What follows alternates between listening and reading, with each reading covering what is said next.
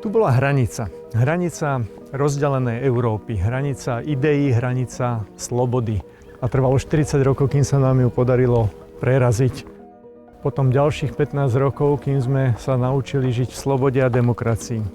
Pred 20 rokmi sa náš sen splnil, stali sme sa členmi Európskej únie a vtedy si sa narodila ty.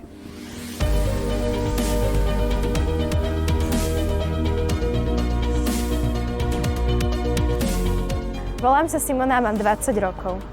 Celý život sa cítim ako Slovenka žijúca v Európe bez hraníc. Cestujem po Európe voľne a ľudí z iných krajín nepovažujem za cudzincov. Cítim sa medzi nimi slobodná, ale aj rovnocenná. Slovenské koruny si nepamätám. Mala som len 4 roky, keď Slovensko prijalo spoločnú európsku menu. V celej únii sa aj vďaka tomu cítim ako doma.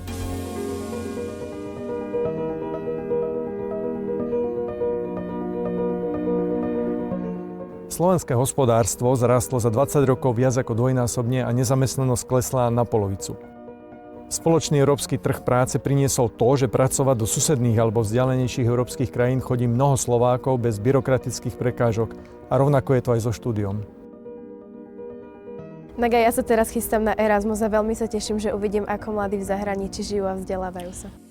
Spoznáš mnoho priateľov a otvorí sa ti aj cesta do profesného života. Tieto kontakty z Erasmu priniesli v Európskej únii množstvo úspešných startupov.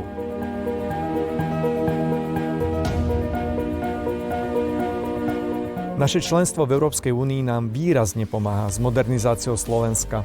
Za 20 rokov sme z fondov únie preinvestovali 30 miliard eur.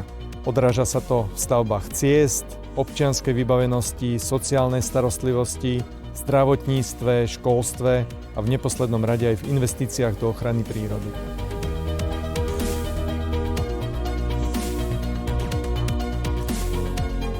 Som rada, že vďaka členstvu v Európskej únii môžeme žiť v modernom svete a že Únia pomáha investovať do našej krajiny. Je dôležité, že tu berieš prirodzene, slobodne sa rozhoduješ a ak sa cítiš ohrozená, iní sa za teba postavia. Áno, sama som videla, čo dokážu ľudia na námestiach.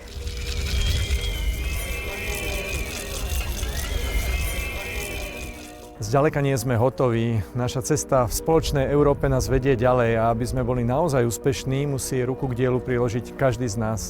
Pretože ak my nebudeme formovať našu budúcnosť, môže sa stať, že to niekto iný bude chcieť urobiť za nás.